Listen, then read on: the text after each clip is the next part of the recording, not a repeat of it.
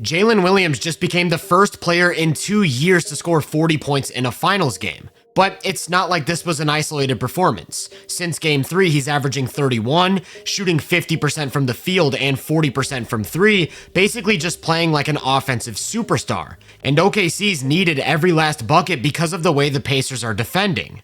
In Games 1 and 2, Indiana let Shea play in space. OKC countered the full court ball pressure by setting high ball screens in early offense, which allowed Shea to turn the corner with an advantage. And the Pacers played these actions straight up. The big was either picking up the ball in a soft hedge or even dropping back in an effort to protect the rim. And with those less aggressive coverages, they weren't bringing any extra help to the nail, so he consistently got to the paint with ease. Anytime he came off a screen, he had the entire middle of the floor to work with, so time and time again he got basically whatever he wanted in the pick and roll. As a result, he scored 38 points in Game 1, 34 in Game 2, and with those paint touches, he was also collapsing the rest of the defense, then making the right reads to get his teammates involved. Clearly, the Pacers had to adjust, because they couldn't just let Shea efficiently score 30 while still generating a ton of easy shots for role players.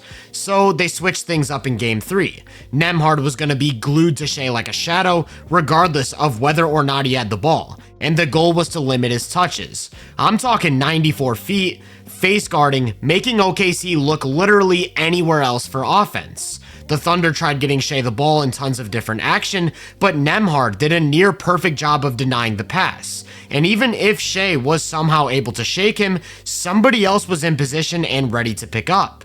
Whenever he got the ball and they went to a high ball screen, now the Pacers were really aggressive with their coverages. Instead of a soft pickup, the big was all the way out at the level of the screen in a high hedge, while the closest help defender sat at the nail, and the low man came over early to play the role. So in the event that Shea remarkably beat the initial coverage, there were 2 or 3 defenders waiting for him in the paint, and the message was very clear. The Pacers wanted to make literally anybody else beat them. In Game 3, it worked. Shea scored a series low 24 points, had a playoff career high 6 turnovers, and that helped Indiana gain a 2-1 lead. With that said, we saw a clear adjustment from the Thunder in their Game 3 loss that has stuck up until this point. If the goal of the defense was anybody but Shea, they'd turn to J-Dub. He became the point guard of the offense, answered the call, and OKC never looked back. That's reflected in the number of touches from each player. In Game 1, it was 77 for Shea and 63 for Williams. In Game 2, pretty similar, but remember the shift happened in Game 3, and ever since that point, it's turned into more and more of a J-Dub-centric approach, which has unlocked a completely new ceiling for the Thunder. It was the same strategy. J-Dub would initiate, someone would set a high ball screen in early offense, but remember, Shea's being face guarded and denied the touch, so there's no help at the nail and he's able to get to the paint. It wasn't until the second half that they really started to lean into this. Most possessions started with him coming off a high ball screen and driving towards Shea, where he was now the one controlling the middle. He was still seeing a hedge from the big, but it wasn't nearly as aggressive, and without that extra help at the nail, he was able to consistently get downhill. Because J-Dub's a skilled enough driver and shot maker that it's going to take multiple defenders to keep him from getting to his spots. And although Indiana took the win, they weren't able to limit him individually as he scored 26 points on 50% shooting. There's nothing quite like watching the NBA in maximum comfort. Whether you're coming off a long day of school or work or just looking to lounge for the weekend, getting cozy and throwing on your favorite team is basically a peak experience. With the FlexiSpot Lotus recliner, you not only can watch your favorite sports or TV shows, you can do any daily activity in maximum comfort.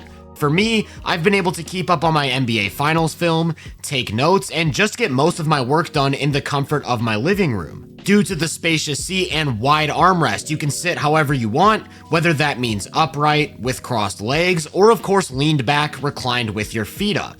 The flexible swivel makes it easy to turn and see whatever you need to, and there's no limit due to a 360-degree radius. They've got multiple color options, so you can find the perfect chair to complement your home decor, and there's a concealed storage space to keep any books, magazines, or remotes easily accessible. All that's to say, this chair comes with a variety of additional features. Check it out by clicking the link below and don't miss out. Use my exclusive code LOTUS30 to get $30 off and free shipping. Once again, that's code LOTUS30 for $30 off and free shipping. Going back to the series, in Game 4, the Thunder adjusted their primary form of offense. I'd also like to point out that this was the first game iHeart started. J-Dub was seeing that same full court pressure but from Nesmith, and they countered by having iHeart set a flat ball screen in the backcourt. Just like we saw from Shai in Game 2, by turning the corner and playing fast, he's able to get downhill with an advantage. Here it is again a possession later. iHeart sets that screen, which not only helps J-Dub get up court, it forces Siakam to stand in a potential lane. That leaves Chet with room to attack off the catch, and he draws a foul. What stood out most to me was how comfortable J-Dub was with the full court pressure. The Pacers wanted to speed him up, and at no point did he look rattled. He continued to play at his own pace, pick his spots, fight through physicality, and get deep in the paint. Time and time again, he ran the point. iHeart set a flat ball screen in the backcourt, and that's how OKC set up the offense. Remember, Shai's going to be the guy one pass away on the opposite side, which leaves J-Dub with room to attack the middle of the floor and do what he does best as a creator. Just because he's patient doesn't mean he can't speed it up though. If he crosses half court, gets a screen, and there's room to turn the corner, he'll continue to apply non-stop pressure on the rim, and we saw that same level of control in the half court. When they go to a high ball screen, he looks to turn the corner with speed, but with no clear advantage, he goes to a more methodical approach, and the starting and stopping as he navigates space almost reminds you of Shai. Speaking of which, the one big adjustment OKC made from a strategic standpoint was using Shai as a screener. Nembhard doesn't want to leave him, which resulted in even more open space to attack. It's not like he even has to land a screen, just his presence in the middle of the floor attracts attention, and with a flattened out baseline, J-Dub has all the room he needs to work with. So this became another go-to action for them down the stretch. Nobody on the wings, Shai setting a flat ball screen for J-Dub in the middle, and him using that space to get 2 feet in the paint at will. Finally, the Pacers countered by switching these actions to take away the space. Only, now with Nembhard off of Shai, they could go back to him as an isolationist, as he hasn't had nearly as much trouble with Nesmith. This is how the Thunder closed Game 4. Shai sets a flat ball screen, Nembhard switches out, then Shai sets up near the elbow for an isolation. This time, instead of letting him play one-on-one, Nembhard comes with a double, which then leaves J-Dub with an advantage to attack off the catch, and after a little hot potato, the result is an open catch-and-shoot 3. I think what gets overlooked in all of this is that because J-Dub essentially played point guard for 3 quarters, now Shai has a lot more energy to do what he does as a creator down the stretch. After looking gassed in the 4th quarter of Game 3, he looked fresh in Game 4, and that helped OKC take control. He actually ended up scoring 15 of their last 16 points, which was more than enough to win and even up the series at 2 games apiece. In Game 4, Shai and J-Dub combined for 62 points. They got to the line 21 times, made all 21, and had an average true shooting of 60.5%. This was a complete masterclass, but it was nothing in comparison to what we'd see in Game 5, because this game was all about OKC's defense, forcing turnovers and missed shots, which then led to runouts and easy points for J-Dub. Against an unset defense, all it takes is smart positioning away from the ball to cause a complete breakdown, and that's what we saw in this one. Maybe his most overlooked skill as a player is just how smart of a cutter and off-ball mover he is. So in a situation like this first half, where the Thunder are constantly getting down court with some sort of advantage, he was absolutely feasting. In addition to the smart positioning and movement, he's a good enough shooter to where he's always a threat to get hot from 3. And that's another thing we saw in Game 5, as he hit 3 of his 5 3-point attempts. The combination of shooting and driving makes him lethal when playing one pass away from Shai. Because remember, the Pacers are looking to bring aggressive help to the middle of the floor, which means he's the guy they're leaving. That not only risks leaving him open from 3, it creates long closeouts, which he'll then attack on his way to even more shots at the rim. So between the transition runouts, smart cuts, and spot-up scoring, he scored about 20 points away from the ball, which sort of set the floor for this performance. Then when things did slow down in the half court and the ball was put in his hands to run point guard for extended stretches, he once again delivered. I specifically talked about his patience earlier, that stood out again, but it was his aggression that stole the show. There are a lot of instances where he's looking for the mid-range shot here, but throughout Game 5, it was all about doing whatever it took to get to the rim. Again, you have multiple plays starting with full court pressure, a super high ball screen from iHeart, and him turning the corner with speed to hunt for an opening where the Pacers couldn't keep him away from the paint. He attempted 12 shots at the rim, which actually ties his career high of any game, regular season or playoffs.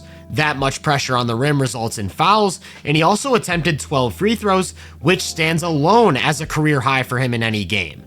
When a defense is incapable of stopping a player from generating layups or free throws, that's when they get over aggressive with their help or even start to collapse. And that's when everyone else starts to get easy looks. So much like Shai in Game 2, J-Dub just picked apart this Indiana defense off of ball screens. He consistently turned the corner, created an advantage, and everyone got involved in the offense. And then in the fourth, we saw one final adjustment. Remember those flat ball screens Shai was setting for J-Dub?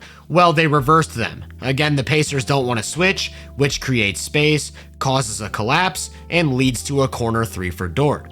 A play later, they reversed it back and had Shai setting the screen, but after a high ball screen from Chet. And Indiana did an incredible job of defending it, only for J-Dub to bully his way into a floater. This is the actualization of his game.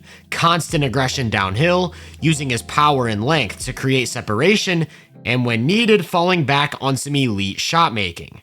Like I said earlier, he became the first player in 2 years to score 40 in a finals game. He did so on a super impressive 66% true shooting while only turning the ball over once.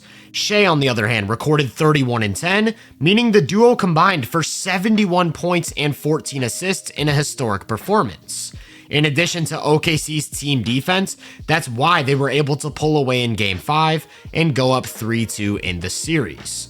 And the story, to me, should revolve around Jalen Williams. Throughout the season, one of the biggest doubts people had with the Thunder was whether or not he'd be a good enough offensive number 2 to take pressure off of Shai against playoff defenses.